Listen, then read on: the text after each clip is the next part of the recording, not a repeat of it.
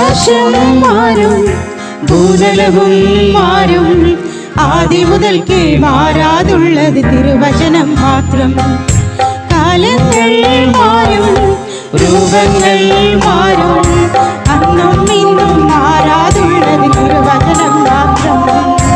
ആകാശം മാറും ഭൂതലവും മാറും ആദി മുതൽക്കേ മാറാതുള്ളത് തിരുവചനം മാത്രം.